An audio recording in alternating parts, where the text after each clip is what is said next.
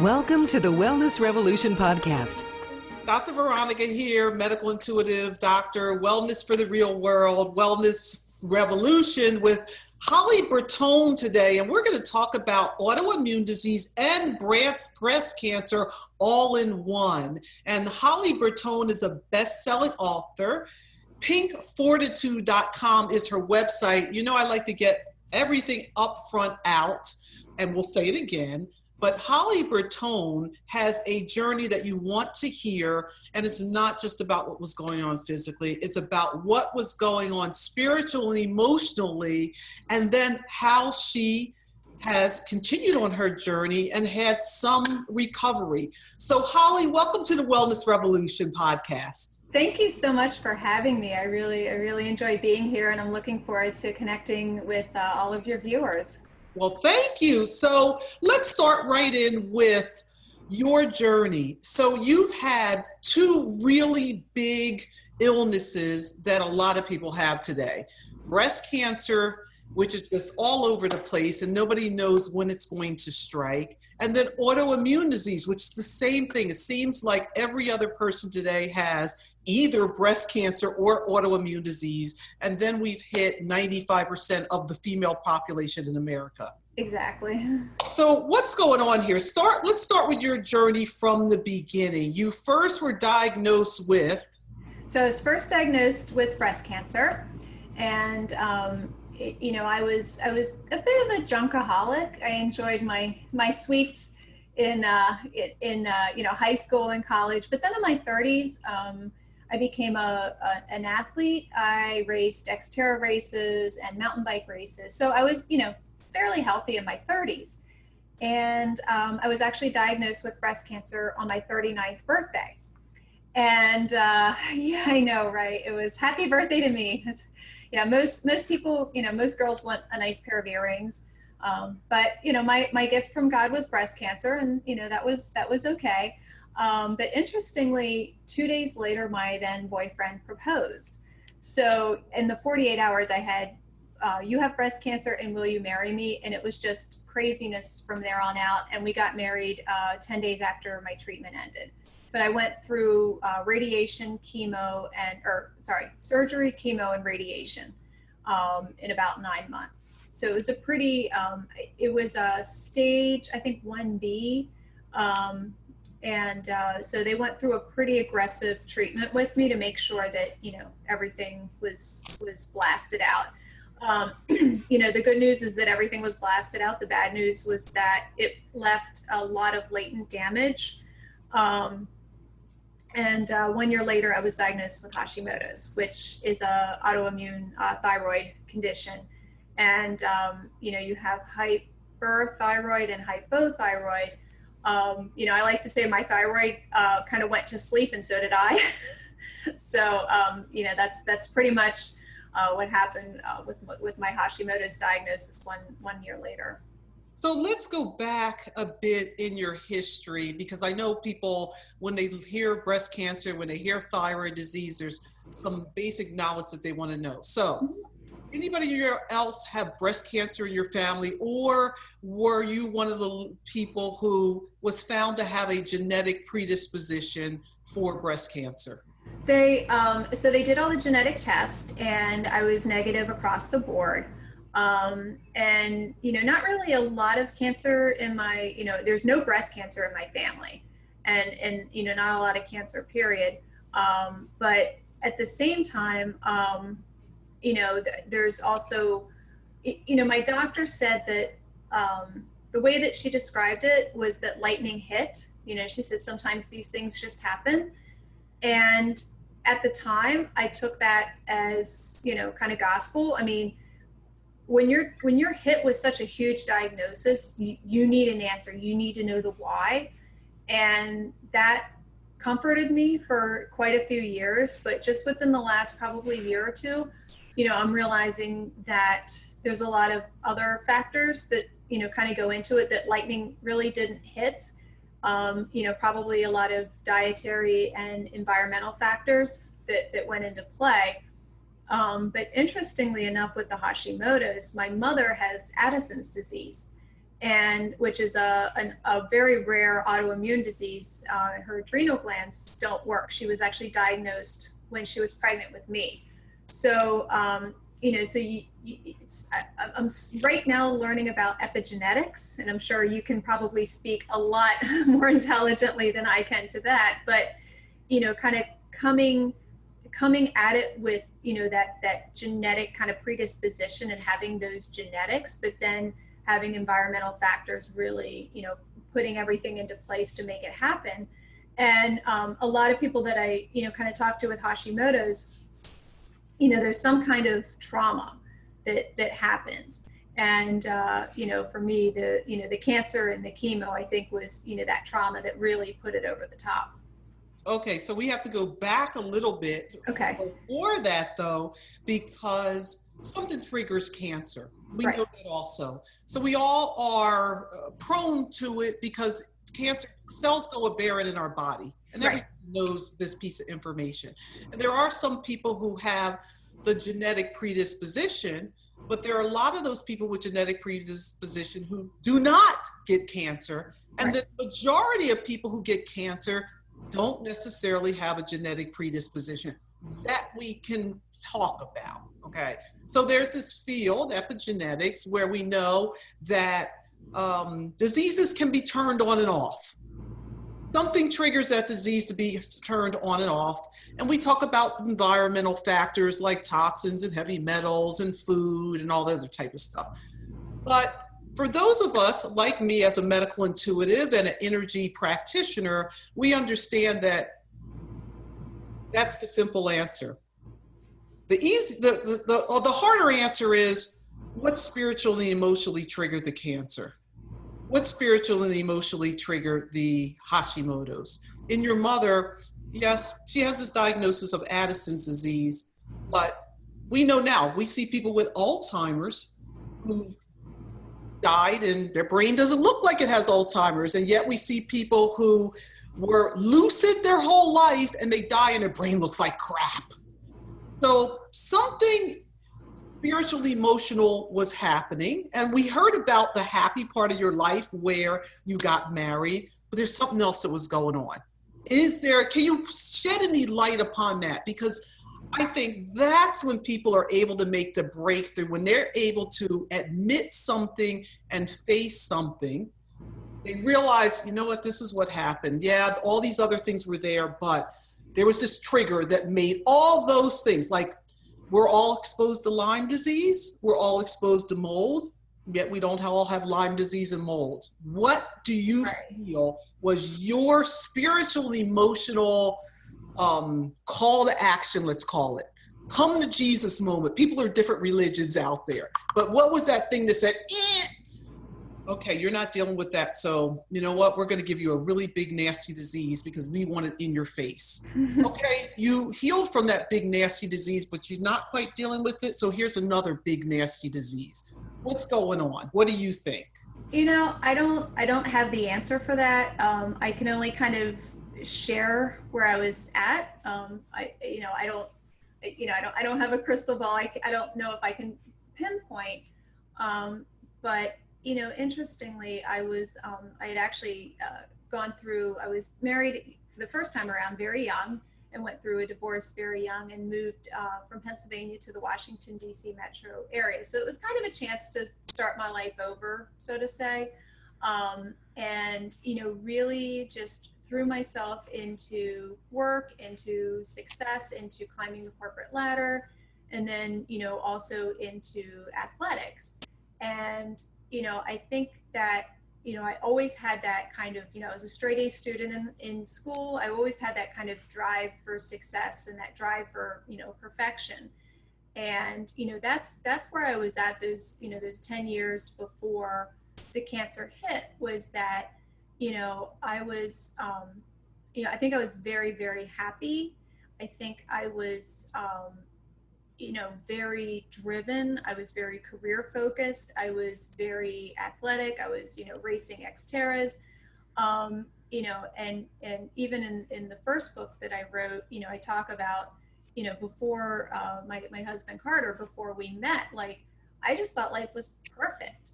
And then, I meet this man and he has this kid, and I never really saw my life kind of take that direction.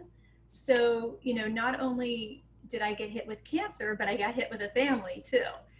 And, after the last 7 years or so, just going through all the health challenges that I've been through, realizing that, I'm now really fulfilling my true purpose in life. And, it wasn't about climbing the corporate ladder and, making the money and, being out there, racing all the time. It's about waking up every day and, giving back and inspiring others. So I don't know if I have a big traumatic event that kind of set it off, but that was kind of where I was at. So it's interesting because your book now is about working with an autoimmune disease. You got to hold up the book so we can see it.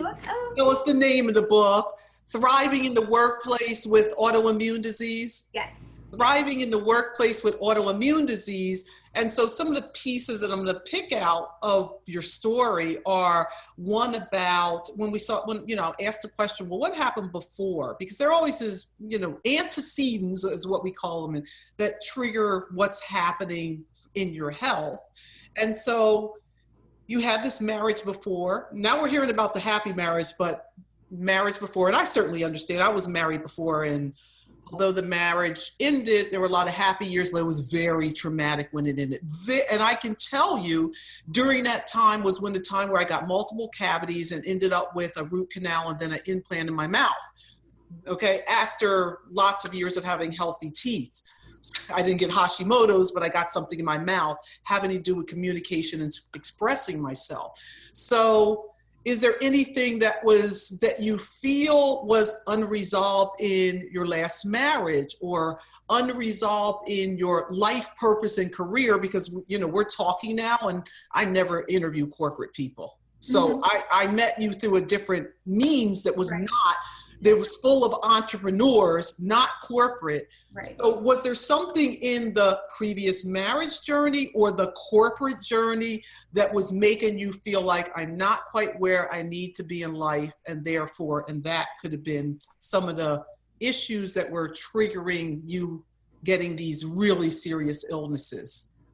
I don't know necessarily the marriage. I mean, we were young, and it was only for a couple years, and there wasn't any. It just wasn't meant to be. But from the corporate perspective, I very much as a driver and kind of climbing the corporate ladder in my organization. I was a contractor and then worked full time at a federal agency.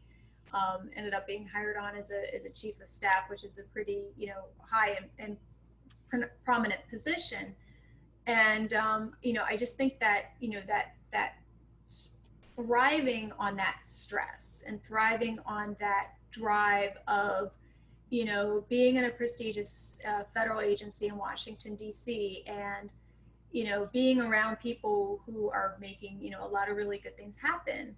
And I think that was that, I can't say that caused the cancer, but, I was definitely on that path of, just trying to really push myself career-wise. And when did you jump out of that? About a few months ago, April. Wow, very recent. Yes, very recent, which is how the book came to be. So.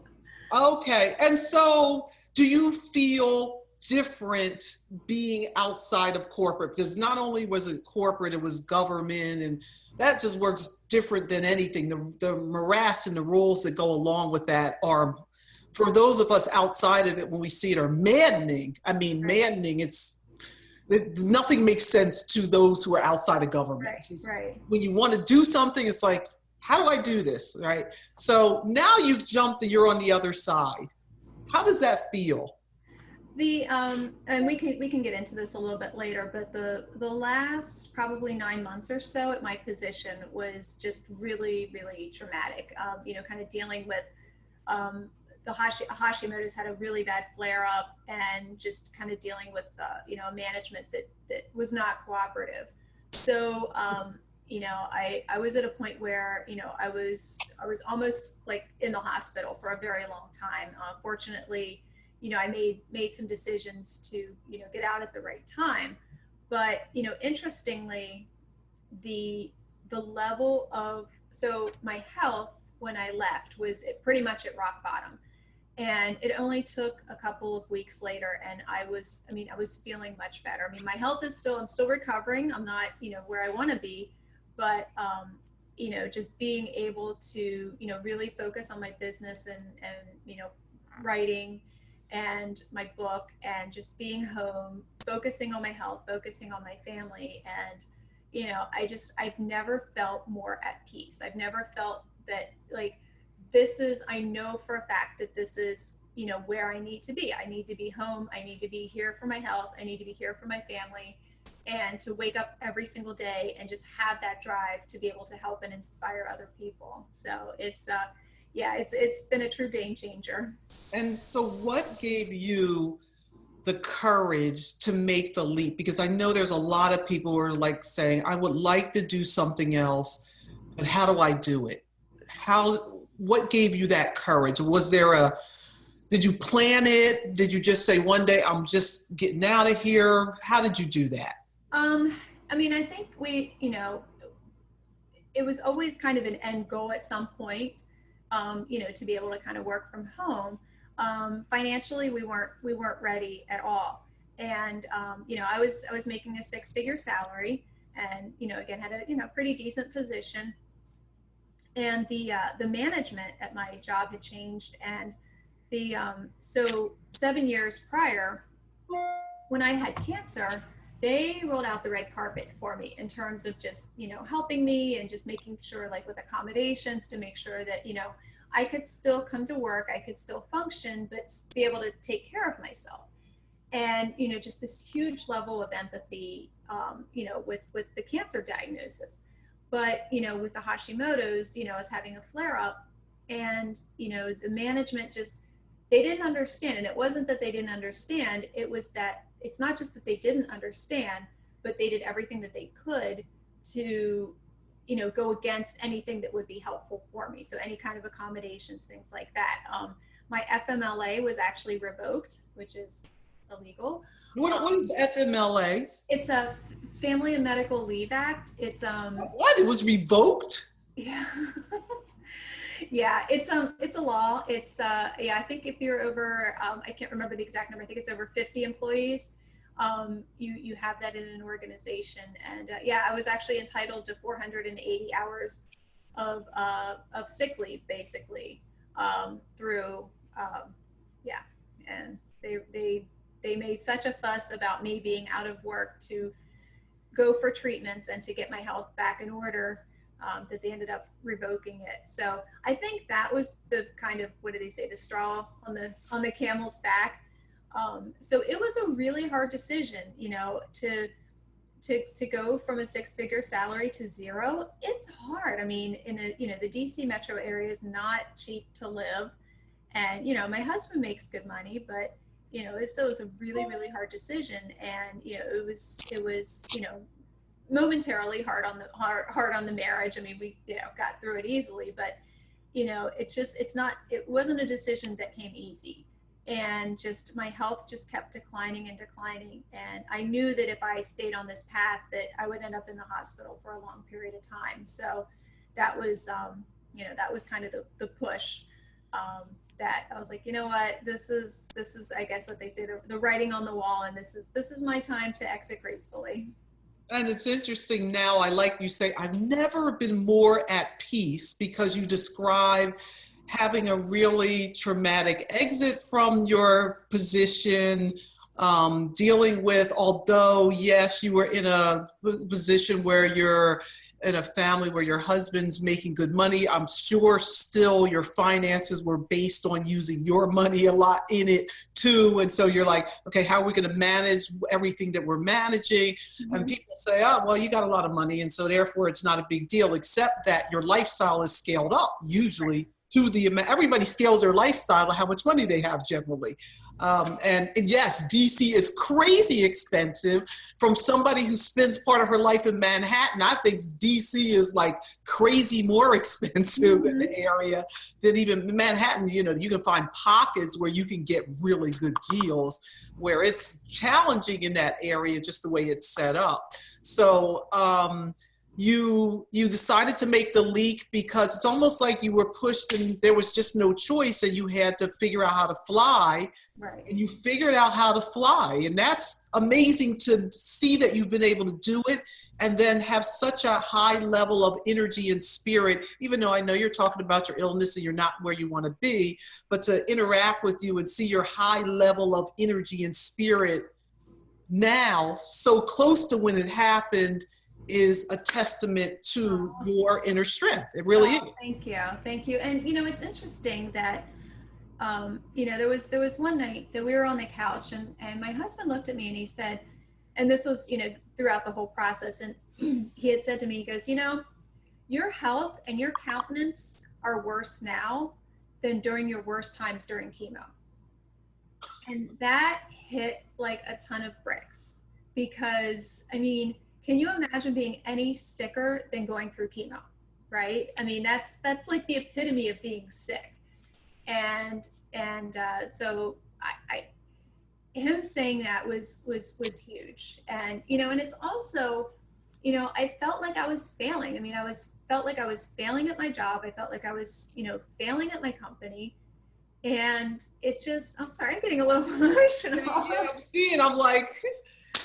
So, and it was a really hard decision, but I also knew that I know that autoimmune is one of those diseases that they call it an invisible illness.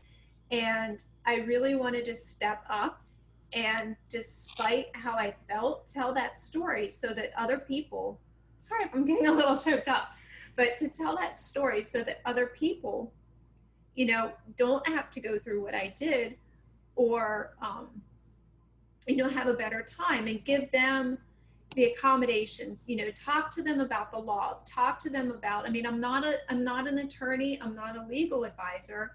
You know, I did my research and I had some people help me with the research. So, you know, it's kind of like it's a baseline. It's, you know, here's the basic information that you need to know. And, you know, to really be able to help other people with autoimmune disease, saying, you know, hey, I need to hold down a full-time job. I can't afford to quit. Here's some accommodations that you can ask for. You know, here are some of the laws that can back you to, you know, to help you balance your health while you're at work and at home. Because, you know, for most of us, we, you know, we're not just about our jobs. We have to come home to work too, or we have to come home to our families too.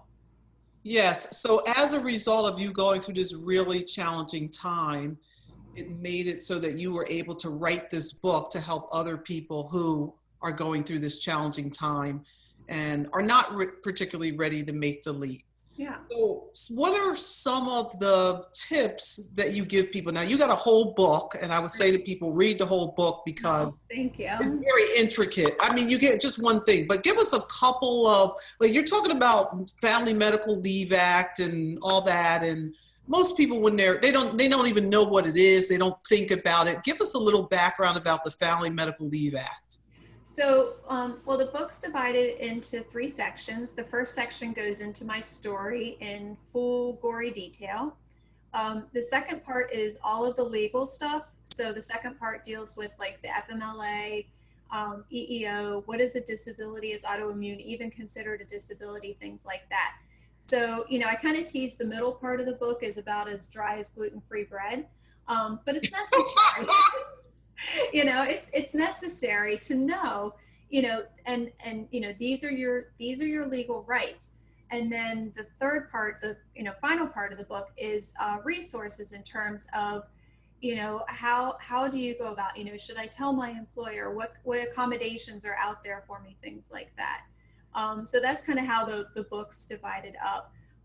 But yeah, in a nutshell, the Family Medical Leave Act is designed so that if you are ill, or if you are taking care of, you know, an ill family member, whether it's a child or a parent, or, things like, I think even adoption, and childbirth, fall under it as well. You are legally entitled, you have to provide all the documentation, but you're legally entitled to leave, and the employer cannot, that you have to be granted you don't have to be granted the exact same position, but a similar position, the same salary whenever you come back. It can be intermittent, it can be all at once.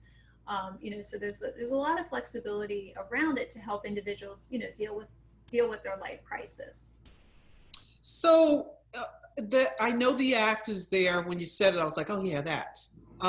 As an entrepreneur, we don't know about a lot of these things sometimes. However, one of my concerns in hearing your story even is that it's not being used because there's fear of using it still, even though it's there and it's a law. Right. We're hearing an ugly story about what happened to you. So is there a process that you recommend that people could go through to make it easier? Because I think people are going to be fearful to go in and ask for it. Mark Zuckerberg can ask for it because he's running the company, but you think, okay, here I am in an organization, a lot of women who are high performing are in organizations where there's a lot of men, and you get looked down upon or feel like you're going to lose everything that you work for if you do step out and engage in radical self-care is what you need to do when you're healing from a big illness. And, what I found is that despite the laws that are out there to protect, not just me, but everyone, my organization still found a way around it. I actually interviewed unnamed government source, I think is how it's officially designated, where they talk about the jerk defense and how organizations can, so if someone decides to retaliate against you, they talk about how organizations, from a legal perspective can back it and say, oh, well, it's not being discriminatory. The boss is just being a jerk, and he's a jerk to everyone, or she's a jerk to everyone. So, so that was interesting. So there's a section in the book I talk, it's kind of the good, the bad, and the ugly. And I put it in there because, I didn't want to scare people, but life isn't always puppies and rainbow, or I was going to say puppies and rainbow kisses. Life isn't always puppies and rainbow kisses, right? It's, it's reality. And honestly, good bosses and good managers and good-hearted people are always going to be good-hearted people. And they're going to want to look out for their employees, and they're going to want to take care of their employees. And, little things to help them get through their situation, they're going to want to do. I had 3 years of really good managers who I didn't even have to have anything, on the books in terms of, like medically on the books. They just were able to accommodate as needed. But jerk managers are always going to be, I can't say another word on camera, but jerk managers are always going to be jerks. So I think that's, not just, I kind of talk about not just, your situation, but who are you working for too? What's the environment like in your organization? What is your manager like? What's your supervisor like? What's happened to other people in similar situations? So, these are all things to consider before, like I said, those rights are out there and they're yours, but, they're still the reality. So is there organizations that can help people advocate for themselves or anything like that? Yes, in fact, interestingly enough, I tried to call, I think it was the EEO office and a couple other ones, and just was on hold forever. And this was the kind of the corporate, the government office. But interestingly, the one that I got through to, and I found that there's not a lot of resources out there, but the big one that I found is called askjan.org, AskJAN.org, askjan.org. And they have been absolutely amazing. Not only do they pick up right away, they talked to me, they answered my questions, they called me back. who does that, right? They just call me back to check in. So I was fortunate enough, obviously they can't give their, what's the word I want to say, because they fall under the Department of Labor, so they can't officially endorse my book. However, they gave me a ton of information, a huge interview with one of their advocates that I was able to incorporate a lot of good, pieces of advice that they offer. And their organization is there not just for individuals with autoimmune, but for actually any kind of disability. And, and that was the big thing too, is a lot of people don't see autoimmune as a disability. It's, but technically it is. People can get really very sick and debilitated.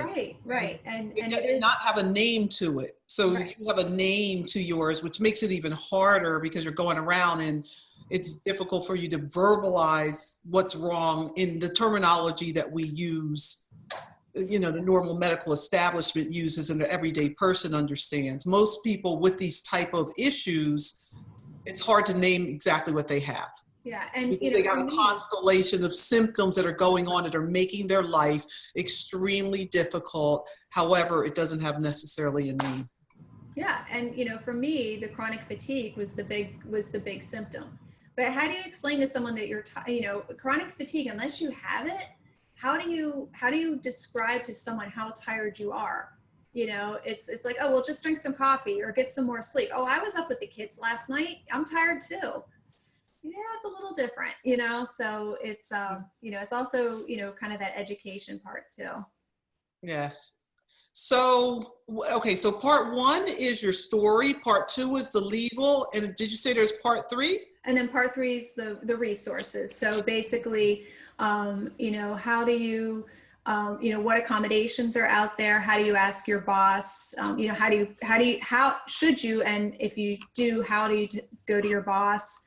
I've got the websites, the phone numbers, all the different resources, even some mock language as well that they can use. If there's paperwork to be filled out, some mock language to, for people to use. So one of the things is, is there a way, once you get into it, when you're not being treated correctly, I know I've heard about Ask Jan, but a way to protect yourself or document, or how do you recommend people to do? You recommend start an email trail just so that when people are not treated the best they can be treated, there's some recourse. And yeah, I recommend documenting everything, either CC or, carbon copy or BCC yourself on every single email. Keep a file in your email box that's, for all of your information, everything from communication with your boss to assignments that you've done, your medical records. Obviously keep diligent records at home. I actually had a spreadsheet of all of my leave. So I basically had, the day, the amount of hours, and then what it was for. Whether it was, I needed to take a couple hours off to do something, at my stepson's, school or something like that, or was it a doctor's appointment, or was I homesick? So, keep very, very diligent records of everything. And, and that'll help you put together, worst case scenario, if you need a case, that'll help you put everything together. So I interview a lot of people, and sometimes I believe that they had their journey or their struggle because that had to happen so they would be the advocate for everybody else to get the word out. So you have a story where it's just like, if you didn't go through that, there wouldn't be this book there that helps other people navigate these difficult times. So you got to hold up the book again. Oh, and you know what, this is, and oops, it's back. Thank you. And you know what, this is the first book ever that talks about autoimmune specific in terms of, disability rights and workplace accommodations.